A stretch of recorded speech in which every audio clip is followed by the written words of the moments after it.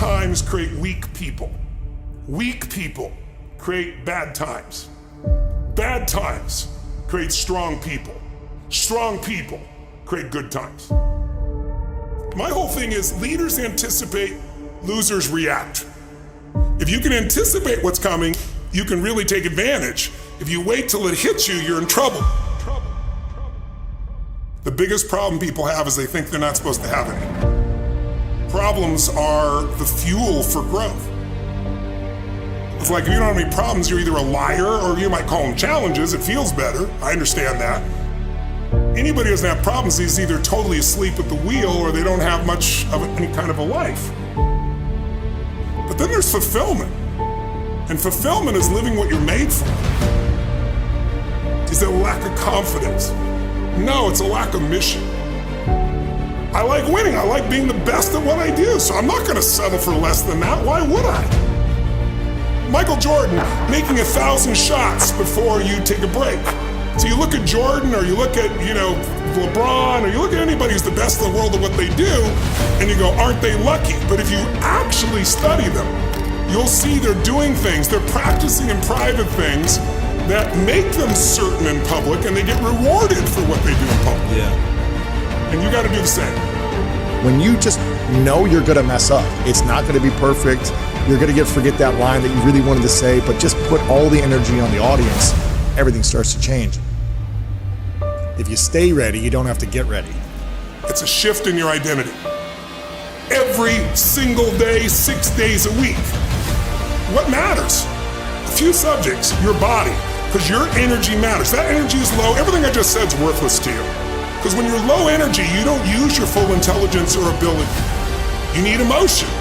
If you don't know how to master your emotion, emotions start wars. Emotion creates peace. Emotion gets you children. Emotion is what can make that business work or fail. And most people don't know how to direct their own emotions. Let me be conscious about feeding my brain things that are going to give me not only inspiration, but insight and skill and tools. 68% of the Fortune 1000 were started in either a recession or a depression. Well, the first skill you got to master to be great is the ability to recognize patterns. When humanity recognized the pattern of the seasons, the whole world changed.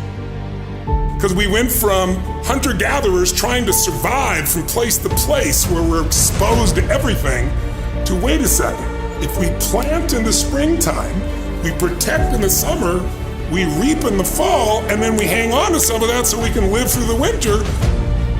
That created communities for the first time, and then eventually cities and states and countries. So that changed the world. What'll change a person's life is when you realize there's also a set of seasons in your own life.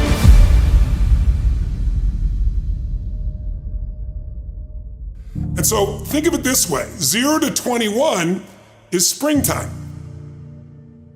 Things are easy to grow in springtime. You don't have to do that much. Growing as a kid happens naturally. But overall, life is supporting you. It's sending you, teaching you, sharing with you. Now, when you get from 21 to 41 or 22 to 42, whatever range you want to talk about, you now are in the real world. And now you go test what you learned in your springtime. So you start to learn, test, figure out what's real. And it's an important stage of life. 42, 43 to 62, 63 is the power of your life. If you worked hard in the spring and the summer, and you put yourself out there and you planted, it's a reaping time. It's a time when you really become a leader. And then if you're lucky, you go from 63 to 83 and maybe 83 to 103, and you have an extended final season of your life where you get to be the mentor, you get to share. You get to make a difference. And maybe towards the end of your life, people look out for you again after you looked out for everybody else. That's kind of the cycle of life.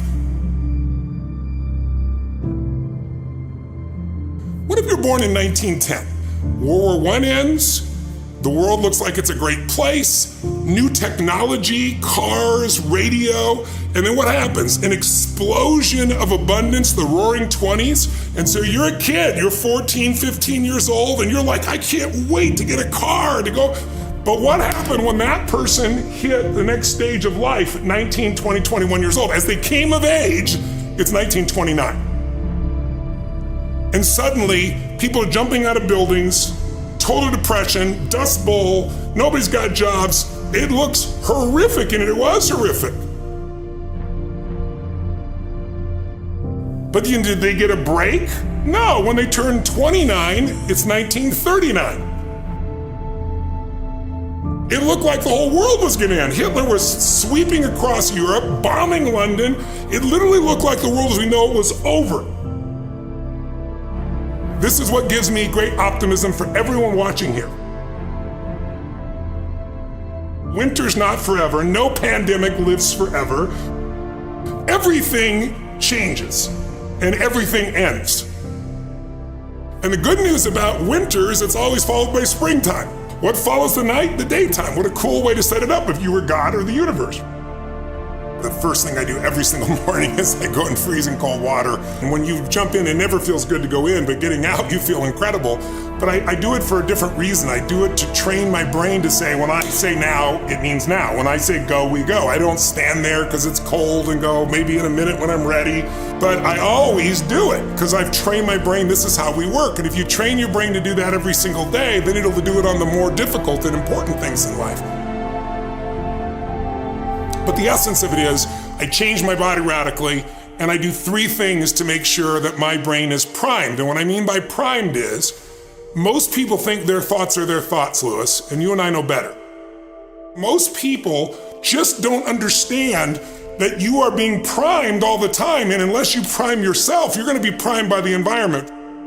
So I wanna take control of my brain, so I do 3 quick things. 1, I take 3 minutes of those 10 minutes, after I've changed my body, and I focus on 3 different events in my life that I'm grateful for. I usually pick 2 big ones and 1 small one. It could be as simple as a smile on my daughter's face, and it changes your biochemistry.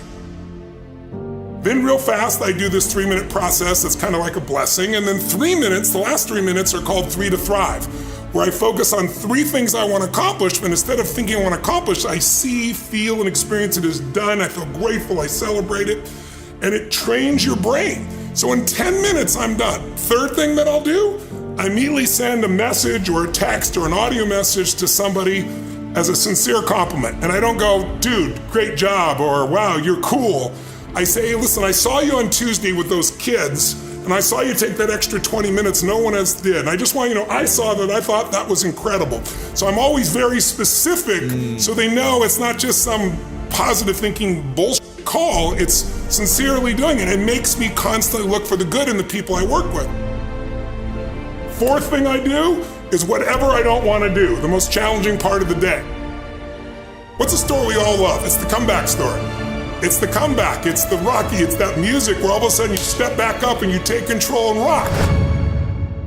Good times create weak people. Weak people create bad times. Bad times create strong people. Strong people create good times.